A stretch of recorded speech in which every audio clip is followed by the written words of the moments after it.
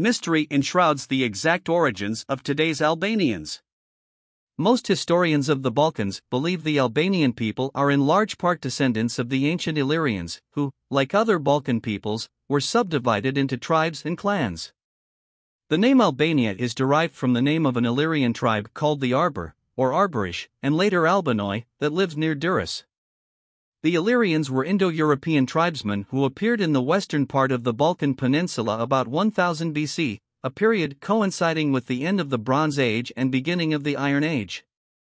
They inhabited much of the area for at least the next millennium.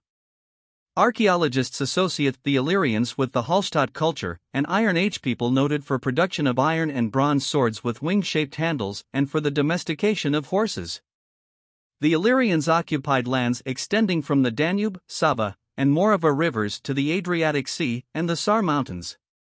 At various times, groups of Illyrians migrated over land and sea into Italy. Interactions with neighboring peoples.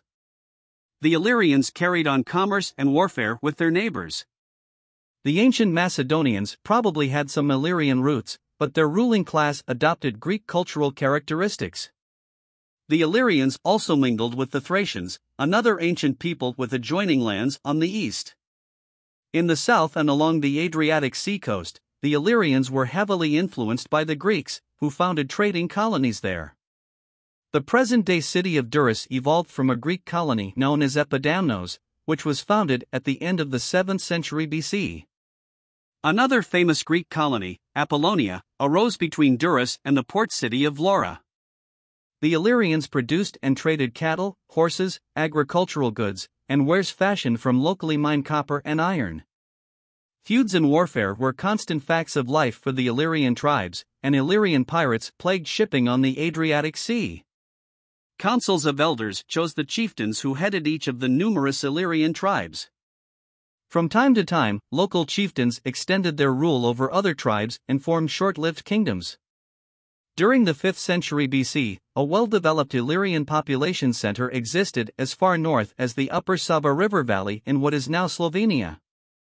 Illyrian friezes discovered near the present-day Slovenian city of Ljubljana depict ritual sacrifices, feasts, battles, sporting events, and other activities. Defeat by Macedonians, then independence. The Illyrian kingdom of Bardyllis became a formidable local power in the 4th century BC. In 358 BC, however, Macedonia's Philip II, father of Alexander the Great, defeated the Illyrians and assumed control of their territory as far as Lake Ohrid, see Figure 5.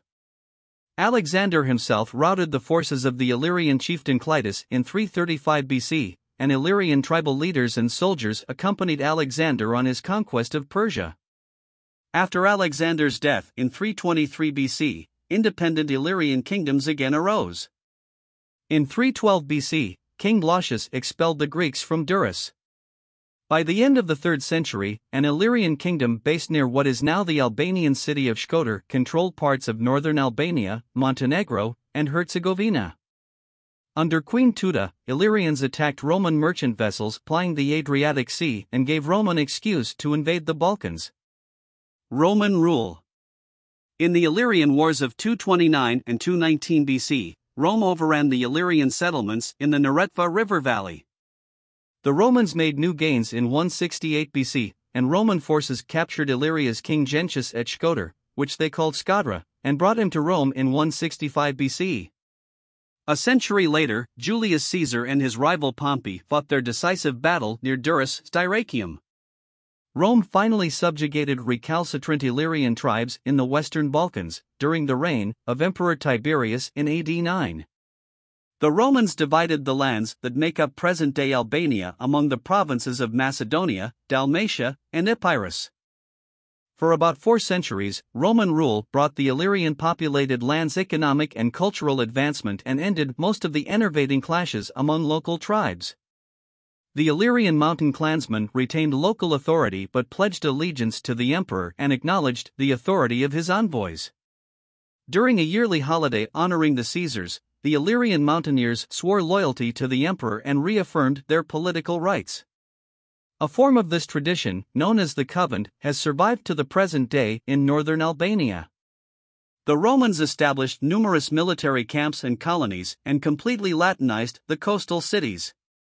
They also oversaw the construction of aqueducts and roads, including the Via Egnatia, a famous military highway and trade route that led from Durrës through the Shkumbin River Valley to Macedonia and Byzantium, later Constantinople. Constantine the Great. Originally a Greek city, Byzantium, it was made the capital of the Byzantine Empire by Constantine the Great and was soon renamed Constantinople in his honor. The city was captured by the Turks in 1453 and became the capital of the Ottoman Empire. The Turks called the city Istanbul, but most of the non-Muslim world knew it as Constantinople until about 1930. Copper, asphalt, and silver were extracted from the mountains. The main exports were wine, cheese, oil, and fish from Lake Scutari and Lake Ohrid. Imports included tools, metalware, luxury goods, and other manufactured articles.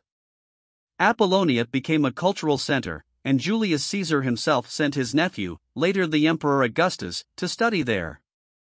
Illyrians distinguished themselves as warriors in the Roman legions and made up a significant portion of the Praetorian Guard. Several of the Roman emperors were of Illyrian origin, including Diocletian, 284 to 305, who saved the empire from disintegration by introducing institutional reforms, and Constantine the Great, 324 to 37, who accepted Christianity and transferred the empire's capital from Rome to Byzantium, which he called Constantinople. Emperor Justinian, 527 to 65, who codified Roman law, built the most famous Byzantine church, the Hagia Sophia, and re-extended the empire's control over lost territories, was probably also an Illyrian. Rome versus Constantinople.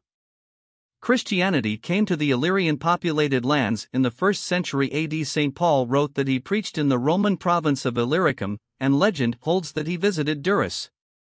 When the Roman Empire was divided into eastern and western halves in AD 395, the lands that now make up Albania were administered by the Eastern Empire but were ecclesiastically dependent on Rome.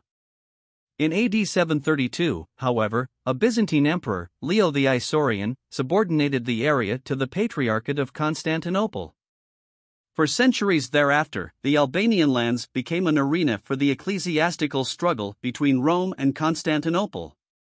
Most Albanians living in the mountainous north became Roman Catholic, while in the southern and central regions, the majority became Orthodox.